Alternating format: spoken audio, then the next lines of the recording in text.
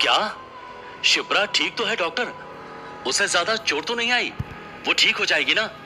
परेशान अभय ने फोन पर डॉक्टर से एक साथ कई सवाल पूछ डाले। तब डॉक्टर ने अभय को हॉस्पिटल आने के लिए कहा और फोन कट कर दिया। दरअसल जब अभय मिसेस खन्ना से डिवोर्स पेपर्स के बारे में बात कर रहा था, उसे हॉस्पिटल से कॉल आया था कि शिप्रा हॉस्पिटल में एडमिट है। अभय ने तुरंत मिसेस खन्ना को यह खबर दी।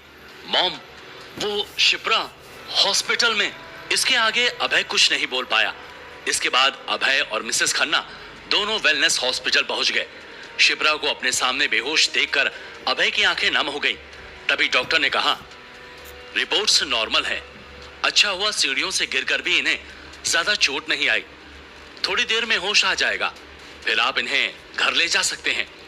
डॉक्टर की बातें सुनकर अभय की जान में जान आई और वो मुस्कुराते हुए मिसेस खन्ना से बोला, ठीक है माँ, अब शिप्रा ठीक हो जाएगी।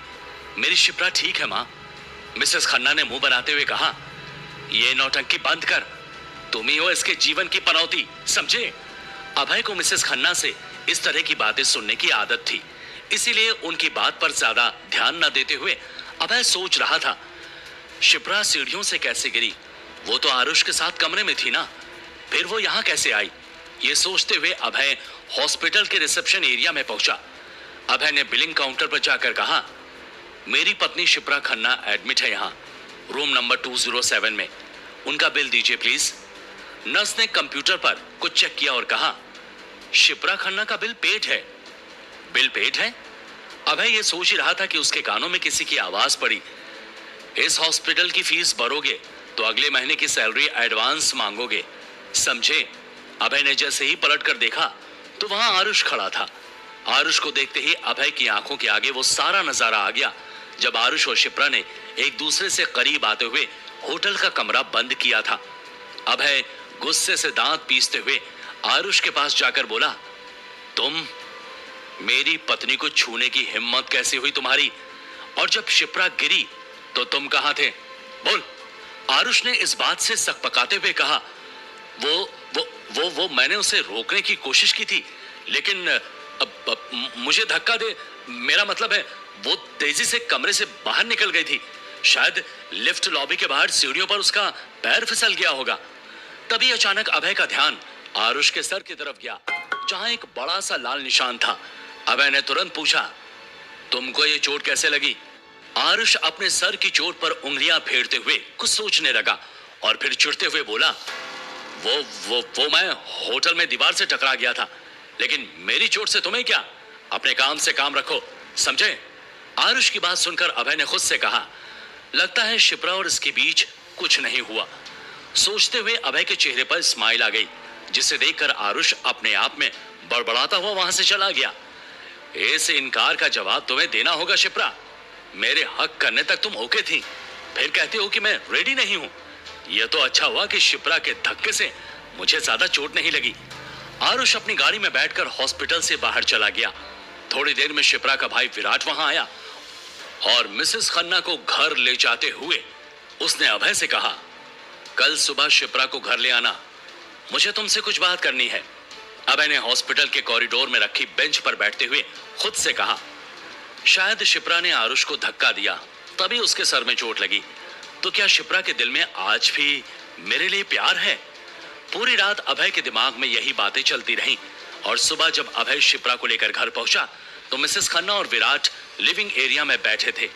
अभय को देखते ही मिसेस खन्ना ने टेबल से कुछ पेपर्स उठाए और अभय से कहा, कल रात का अधूरा काम पूरा कर ले। ये कहकर उन्होंने डिवोर्स पेपर्स फिर से अभय के आगे कर दिए। इस बार भी अभय आगे बढ़ा, लेकिन पेपर्स पर साइन करने के लिए नहीं। उसने वो पेपर्स फाड़कर हवा में उछाल दिए और कहा, मैं शिप्रा को डिवोर्स नहीं दूंगा, कर लीजिए आपको जो करना है। ये कहकर अभय शिप्रा को अपने कमरे में ले आया। तभी शिप्रा माथे पर शिकन लाते हुए उससे पूछती है, तुम मुझे डिवोर्स देने वाले हो? अभय ने शिप्रा के सर को प्यार से सहलाते हुए कहा, कल रात जो भी हुआ मैं सब भूल चुका हूं, तुम भी भूल जाओ और आज ऑफिस मत जाना, आराम करो। ये कहकर अभय ऑफिस के लिए तैयार होने लगा। एकाएक मिसेस खन्ना की आवाज सुनाई पड़ी, शिप्रा देखो तो कौन आया है। आइए आइए। वो रहा शिप्रा का कमरा। अभय ने जैसे ही कमरे का दरवाजा खोला, उसे सीढ़ियों से आरुष ऊपर आता हुआ दिखाई दिया। अभय उसे रोकता इससे पहले शिप्रा ने हैरानी से कहा, आरुष सर, आप यहाँ आइए ना। आरुष ने बड़ी ही बेरुखी से शिप्रा के हाथ में उसकी गाड़ी की चाबी दी और कहा, वो तुम्हारी गाड़ी कल होटल में ही रह गई थी, वही देने आया था बस। ये कहकर आरुष वहां से जाने लगा। तभी शिप्रा ने आरुष का हाथ पकड़ लिया। ये देखकर पास से खड़े अभय की मानो जान ही सूख गई हो। वो कुछ कह नहीं पा रहा था, लेकिन आरुष से अपनी पत्नी की बढ़ती नजदीकियां उसे बेचैन कर रही थी।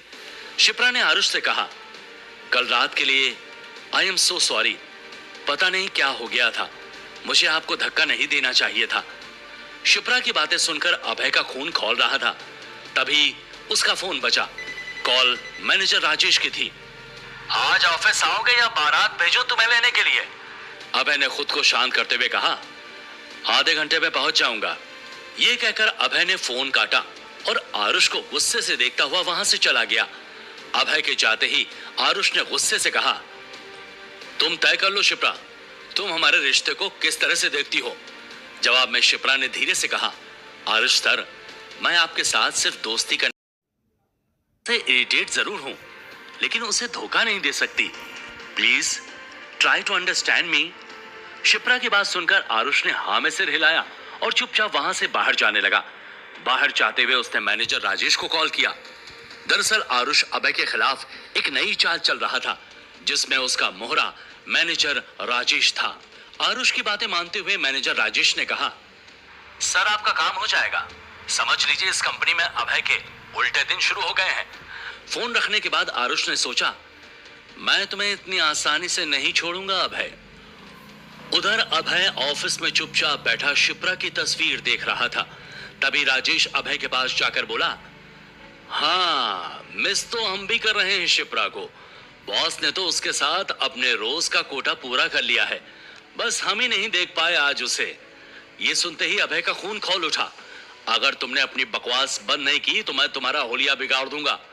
राजेश ने ऊंची आवाज में कहा, तू मेरा हुलिया बिगाड़ेगा? बीवी की सिफारिश से तो यहाँ जॉब मिली है तुझे, और पिछले 3 महीने से क्या उखाड़ लिया है तूने। अब मैं तुझे बताता हूं कि मैं कौन हूं। फिर राजेश ने चिल्लाते हुए कहा, टुमारो 9 AM 100 फ्लैट्स। कल सुबह 9 बजे तक अगर तुमने 100 फ्लैट्स नहीं बेचे तो तुम्हारा टर्मिनेशन लेटर मैं तैयार रखूंगा। यह सुनते ही आसपास के सभी लोग चौंक गए, क्योंकि राजेश ने एक बार एक और एम्प्लॉय को भी इस तरह का चैलेंज दिया था, जो बड़ी मुश्किल से सिर्फ 25 फ्लैट ही बेच पाया था। अब अभय ये चैलेंज कैसे पूरा करेगा, ये सवाल सबके मन में कौंध रहा था। लेकिन सबको हैरानी में डालते हुए अभय ने कहा, मुझे तुम्हारा चैलेंज मंजूर है, कह देना अपने बॉस से भी। अभय समझ गया था कि यह चैलेंज आरुष की तरफ से ही आया है। फिर अभय ने तुरंत एडवोकेट सिन्हा को मैसेज किया, मुझे आपसे अभी मिलना है। एडवोकेट सिन्हा ने तुरंत अभय को अपने घर का एड्रेस भेजा और अगले ही पल अभय ऑफिस से बाहर निकल गया। दूसरी तरफ खन्ना हाउस में आरुष के जाने के बाद शिप्रा के कमरे में उसका भाई विराट आया और उसने कहा, कैसी हो बहना? शिप्रा ने विराट के चेहरे पर अजीब से एक्सप्रेशन देखे और कहा, मैं ठीक हूं, लेकिन क्या बात है? विराट ने शिप्रा के पास बैठते हुए कहा, 3 महीने पूरे होने में सिर्फ 6 दिन बाकी हैं। तुम्हारे पति ने वादा किया था कि वो 3 साल से इस घर में जो मुफ्त की रोटियां तोड़ रहा है उसका हर्जाना देगा, और अगर 3 महीने के अंदर अंदर वो इस हर्जाने को नहीं भर पाया तो तुम्हें और उसे ये घर छोड़कर जाना पड़ेगा। याद है ना मेरी बहना? ये कहते हुए विराट एक विनर की तरह मुस्कुरा रहा था। विराट को ऐसे मुस्कुराते देखकर शिप्रा चीखते हुए बोली, विराट! ये सुनकर विराट शिप्रा के कंधे पर हाथ रखते हुए बोला, देखो बहना, चिल्लाने से कुछ नहीं होगा। मैं इस घर का असली मालिक हूं और जल्द ही मैं शादी करने वाला हूं, इसलिए 1 हफ्ते में अपना बोरिया बिस्तर बांधकर यहां से निकलो। हाँ? ये कहकर विराट वहां से चला गया। शिप्रा विराट की बातों से अंदर ही अंदर डर गई थी। विराट जो कहता है वही करता है। मुझे जल्द से जल्द इस प्रॉब्लम का सलूशन ढूंढना होगा। तभी शिप्रा के मोबाइल पर उसकी कलीग रीमा की कॉल आई और उसने कहा, शिप्रा, आज मैनेजर राजेश ने तुम्हारे पति अभय को एक रात में 100 फ्लैट्स बेचने का इम्पॉसिबल सा चैलेंज दे दिया है। चैलेंज की बात सुनकर शिप्रा परेशान हो गई और रीमा का फोन रखते ही वो सोच में डूब गई। इतना मुश्किल चैलेंज अभय कैसे पूरा करेगा? दूसरी तरफ एडवोकेट सिन्हा ने अभय से 100 करोड़ फ्लैट्स बेचने वाले चैलेंज को सुनकर मुस्कुराते हुए कहा, तुम्हारे पास वो सब कुछ है जिससे तुम एक नई रियल एस्टेट कंपनी खड़ी कर सकते हो, तो फिर ओबराय की वो छोटी सी कंपनी के फालतू चक्रों में क्यों फंसे रहना चाहते हो? अभय ने जवाब में कहा, मैं जानता हूं, लेकिन मेरी बीवी शिप्रा उस कंपनी में पिछले 3 सालों से काम कर रही है और मुझे भी लगभग 3 महीने हो गए हैं। वहां पर काम करते हुए उस कंपनी में ऐसे कुछ लोग हैं जिन्हें मैं उनकी बातों का मुंह तोड़ जवाब देना चाहता हूं। मैं उनके बीच में ही रहकर उनसे उन्हीं के जैसा व्यवहार करूंगा। वैसे भी अभी मुझे अपनी असलियत सबसे छुपा कर रखनी है। कुछ देर के बाद मिस्टर सिन्हा ने कहा, किसी और को ना सही, इस बारे में तुम अपनी बीवी को तो सब कुछ जरूर बताना चाहोगे। यह सुनकर अभय अपनी जगह से खड़ा हुआ और एक गहरी सांस लेते हुए बोला, नहीं, मैं उसे अभी इस बारे में कुछ भी बताना नहीं चाहता। अभय की बात सुनकर मिस्टर सिन्हा ने थोड़े रहस्यमय अंदाज में कहा, ठीक है, मेरे पास एक प्लान है। उसके बाद मिस्टर सिन्हा ने अभय को जो प्लान बताया उसे सुनकर अभय की आंखें चमकने लगी और वो बोला, अब मैं बताऊंगा उस राजेश और आरुष ओबराय को कि किसी की बेबसी का फायदा उठाना किसे कहते हैं। कहते हुए अभय की आंखों में गुस्सा साफ तौर पर दिखाई दे रहा था।